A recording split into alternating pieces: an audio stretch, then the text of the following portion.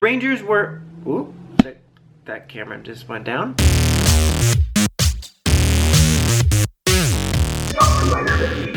Hey YouTube, Dawson Ryder here. This is going to be my review for Power Rangers issue 8. So, last time on Power Rangers, the Rangers were about to protect this race of people that were going to be wiped out by the Imperials. And it wasn't just any ordinary race, it was like a conquering race, kind of a race of bad people. But they decided to save them anyway, and they went to the king and he's like, go float yourself. But the queen's like, no, don't do that, we want your help. We need your help.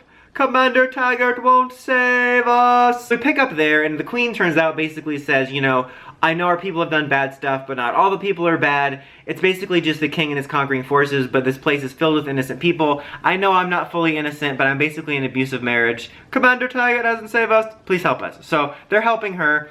And Zach is basically with her throughout the whole, like, almost that episode, protecting her and helping the civilians they can save get to safety and get to the ship. And they kind of develop a little bit of a bond. He gets to know her a little bit, and he's very reluctant to leave her because she basically sacrifices herself so that the citizens they're protecting can make it to the ship. And he's very upset that she decides to sacrifice herself, but he holds on to hope that she's gonna actually show up at the ship at the end, but she doesn't end up showing up at the ship at the end to meet him.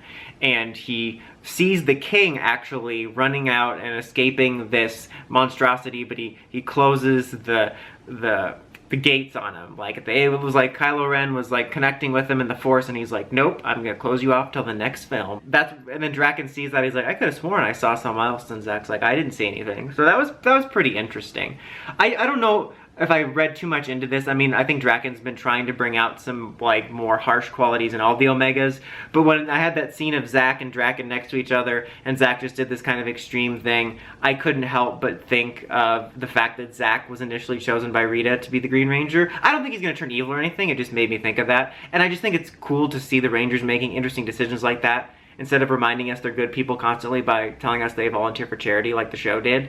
But anyway, while that's going on, Jason and Trini are fighting the Imperial that's wreaking havoc in their Megazords, and the Imperial's kind of going over their mission statement, and the Imperial's kind of like, okay, you know, this race of people have wasted the time they've been given, and we're here to reset everything, and we're going to destroy everything, but then new life's going to come out of this, and, you know, you don't know this, but there was once another civilization here before you that also wasted it. So basically, it seems like they're just really judgmental, but it's kind of interesting because they're like a lot of villains. They think they're doing some sort of good, and they're cleansing this area, and they're going to be breathing new life, they think, or new life will breathe itself, you know what I mean? They will do better than they think these people did. But it was pretty interesting, I would say. But they tried to distract him, and they tried to pull off this like epic finisher move, but it ultimately didn't work. But he did comment that he hadn't felt that kind of strength in a while, even if he wasn't destroyed.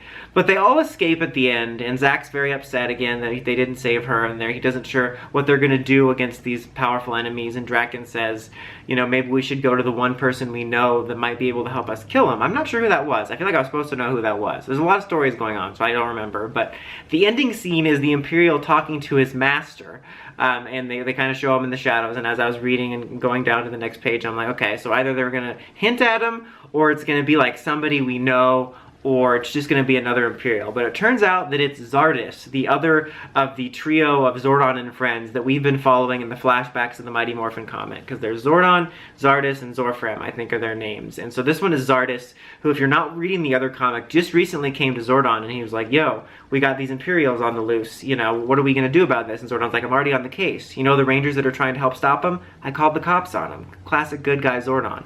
But that was definitely something I didn't see coming. I have very mixed thoughts on it for a couple reasons. I mean, it's kind of nice that it wasn't somebody else we would have maybe expected, like Dark Spectre or Divatox or anybody we know, like Power Rangers and space type wise in that realm. I'm glad it wasn't that. But after hearing like the Imperials monologue, we caught him monologuing. I was kind of hoping it was just going to be the Imperials as just a new thing being introduced, and just a new aspect of the Power Rangers universe, and we would learn about them, because I feel like up until these last couple issues, they've been in the background a little bit, but I felt the threat of them with Draken's fear of them and everything, and I thought they were kind of an intimidating villain, and I was eager to learn more about them as just this new force that they're facing, and we probably still will learn that, and I'm going to give them the benefit of the doubt because this is only one revelation, but the only reason that I'm skeptical about it, ordinarily I would have been like, what a cool twist, but it also seems like they're hinting that the other Eltarian, Zorfram, might be Zed. Again, if you're not keeping up with Mighty Morphin, they're hinting pretty strong at it. I mean, his helmet's kind of the same shape as Zed's, like his little Z thing without the Z. And he talked about how if Dark Spectre ever found him, he would peel the skin from his bones. And it's just been really strongly hinted at, which I thought was cool. But for me, it just seems a little redundant. If you have 2 out of the 3 of Zordon's group turning evil, there can be some interesting stuff there, but it just seems a little bit like, oh, both of them became villains. Like, it's kind of like in Saw when he had like 50,000 apprentices. What's the twist this movie? He had another apprentice? It's just, I don't know, I have mixed thoughts on it if that ends up being the case. There could potentially be some interesting stuff maybe if like Zed has to join forces with Zordon to fight the Imperials, because maybe Zed's evil goals aren't exactly what the Imperials are. Maybe there could be a story about how all of Eltar has gone corrupt since Zordon's been away. If they go that direction, it could be potentially be interesting, and I should probably go back and try to read some of the old flashback scenes with Zardis to see if there's any other clues. I did go back and read the first few pages of Mighty Morphin 1 to see if there was anything, and the only thing that stuck out to me, only because I was trying to read something into it, was when Zordon was talking about the power of the Zeo Crystal, and he's like, oh, Zorfram, could you take this power and make the world good? And Zardis said, oh, Zorfram, king of the world, that sounds interesting. So maybe he was intrigued by the idea of one being judging and creating universe, like judging over the universe and being the ultimate say in things. I don't know. Again, I feel like I was trying to read something into it. Maybe that was nothing, but we'll have to see. But what do you guys think of this twist of Zardis being in charge of the Imperials, or would you rather see the Imperials be their own thing? Let me know in the comments as always. Until next time, like, comment, subscribe, and climb the steps and ring that bell to get your videos. Dawson Ryder, signing out.